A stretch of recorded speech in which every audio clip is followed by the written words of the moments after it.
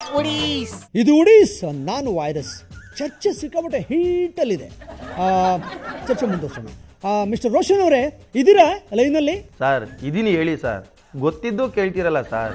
ನಿಮ್ಮ ಗೋಳು ಏನು ಅಂತ ಅರ್ಥ ಆಯಿತು ಮಿಸ್ಟರ್ ರೋಷನ್ ಅವರೇ. ನಿಮ್ಮ ವೈಫು ಮುನಿಯಮ್ಮ ಸೈಫ್ ಅವರನ್ನ ನಮ್ಮ ನಿತ್ಯಾನಂದ ಆಶ್ರಮದಿಂದ ಹೊರಗಡೆ ಕಳಿಸ್ಬೇಕು, ಇಷ್ಟ ತಾನೇ ನೀವು ಕೇಳ್ಕೊತಾ ಇರೋದು? ಇದಕ್ಕೆ ನೀವೇನು ಹೇಳ್ತೀರಾ ನಿತ್ಯಾನಂದ ಅವರೇ? ಅವ್ರಪ್ಪ ಅಂದರೆ ಕರ್ಕೊಂಡು ಹೋಗಿ, ನಾನದೇನು ಅಭ್ಯಂತರ ಇಲ್ಲ. ಆದರೆ ಅಚಳ ಹೋದ್ಮೇಲೆ ಆ ಜಾಗವನ್ನು ತುಂಬಿದ್ದು ಈ ಮುಚ್ಚಳ.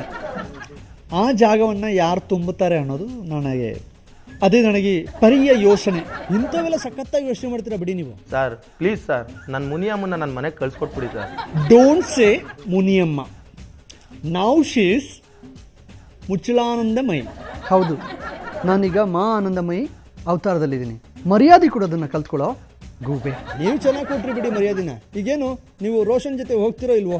ನಾನು ಹೋಗಲ್ಲ.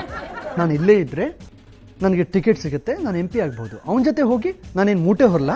நல்ல ಡೈಲಾಗ್. என்னோட ಆಶ್ರಮ ಉದ್ಧಾರ ಆಗಿಬಿಡ್ತು. ಕೇಳಿಸ್ಕೊಂಡ್ರಲ್ಲ ರೋಷನ್ ಅವರೇ? ಇಷ್ಟು ಕೇಳಿಸ್ಕೊಂಡ್ಮೇಲೂ ನೀವು ಸುಮ್ಮನೆ ಇರಬಾರ್ದು. ಮನೆಗೆ ಹೋಗ್ಬಿಟ್ಟು 2 ದಿಂಬು, 1 ಚಾಪೆ, 1 ಬೆಡ್ಶೀಟ್ ಅಂತ ತೊಗೊಂಡು ಯಾವುದಾದ್ರೂ ಹಳೆ ತಗಡು ಬಸ್ ಸ್ಟ್ಯಾಂಡಲ್ಲಿ ಹೋಗಿ ಮಲ್ಕೊಂಬಿಡಿ. ಓಕೆ, ಹೋಗಿ ಬನ್ನಿ. ಈಗ ಮುಚ್ಚಳಾನಂದಮಯಿ ಅವರೇ, ನೀವೇನೋ ರಾಜಕೀಯಕ್ಕೆ ಎಂಟ್ರಿ ಆಗ್ಬಿಟ್ಟು MP ಆಗ್ಬಿಡ್ತೀನೋ ಅನ್ನೋ ಕನಸಿನಲ್ಲಿ ರೋಷನ್ ಅವ್ರನ್ನ ಕಳಿಸ್ಬಿಟ್ರಿ. ಅಕಸ್ಮಾತ್ ನಿಮಗೂ ಟಿಕೆಟ್ ಸಿಗದೆ ಹೋದರೆ ಏನು ಮಾಡ್ತೀರಿ?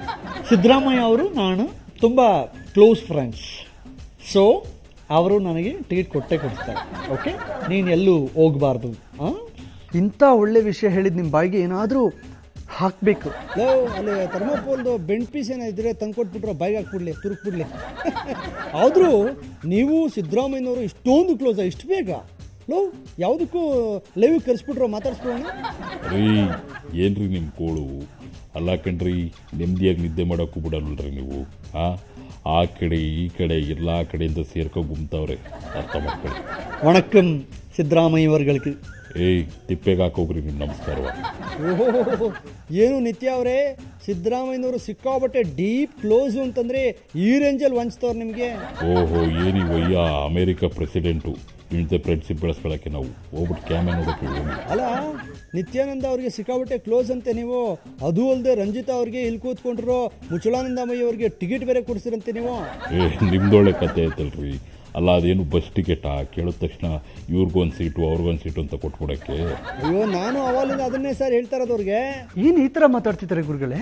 ಏನು ಸಿದ್ದರಾಮಯ್ಯ ಅವರೇ, ಹಿಂದೆ ನಮ್ಮಳಗಿ ಫ್ರೆಂಡ್ಶಿಪ್ ಇಲ್ದಿದ್ರೆ ಏನು, ಈಗ ಪ್ರೆಸೆಂಟ್ ಒಂದು ಬ್ಯಾಂಡ್ ಕಟ್ಕೊಂಡು ಹೊಸದಾಗಿ ಪುದುಸು ಅವರು ಫ್ರೆಂಡ್ಶಿಪ್ ಸ್ಟಾರ್ಟ್ ಮಾಡೋಣ, ಏನಂತೀರಾ? ಏನೋಡ ನಂಬರ್ ಈಗಾಗಲೇ ಆ DKC ಫ್ರೆಂಡ್ಶಿಪ್ ಮಾಡಿಬಿಟ್ಟು ಸಾಕಾಗ್ಬಿಟ್ಟದೆ ನಮಗೆ.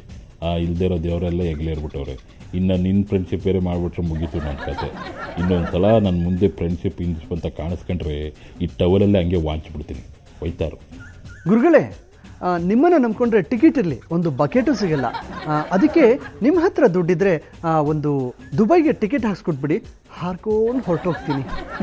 ಸಾರಿ ಮುಚ್ಚಳ, ನಾನಿವತ್ತು ಪರ್ಸು ತಂದಿಲ್ಲ. ಅಟ್ಲೀಸ್ಟ್ ಡ್ರೆಸ್ ಎಲ್ಲಾದರೂ ಬಂದಿದ್ರಲ್ಲ, ಖುಷಿ ಪಡಿ. ನೀವು ಪರ್ಸು ಅಂತಿದ್ರೆ ಸಿಕ್ಕಾಬಿಟ್ಟೆ ಸ್ಟ್ರೆಸ್ಗೆ ಹೋಗ್ಬಿಡ್ತೀರಾ. ಪಾಪ ನಿಮಗೋಸ್ಕರ ಅಂತ ಇಲ್ಲೇ ಯಾವುದಾದ್ರೂ ಬಸ್ ಸ್ಟ್ಯಾಂಡ್ನಲ್ಲಿ ಮೂಲೆಯಲ್ಲಿ ವರ್ಕೊಂಡು ಕೂತಿರ್ತಾರೆ ರೋಷನ್ ಅವರು. ಅವ್ರ ಹತ್ರನಾದರೂ ಹೋಗ್ಬಿಡಿ, ಅಟ್ಲೀಸ್ಟ್ ಮೂಟೆನಾದರೂ ಒತ್ಬಿಟ್ಟು ನಿಮ್ಗೆ ಊಟ ಹಾಕ್ತಾರೆ. ಇಲ್ಲೇ ಇದ್ದರೆ ಅವ್ರು ಬಾಟ ಕೂಡ ಕೊಡೋದಿಲ್ಲ.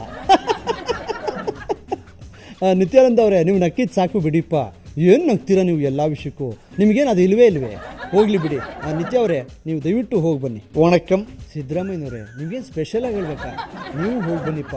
ಪಾಪ DK ಶಿವಕುಮಾರ್ ಅವರು ಯಾವ ಬಂಡೆ ಹತ್ರ ಕಾಯ್ತಾ ಇದ್ರು. ಅಯ್ಯೋ, ಅಲ್ಲಿಗೆ ಬೇರೆ ಹೋಗ್ಬೇಕಾ? ಬೇಡ ಕಣ್ರಿ, ಇನ್ನೋಸಿ ಇಂಟ್ರ್ಯೂ ಇದು ತಗೊಳ್ರಿ ನೀವು.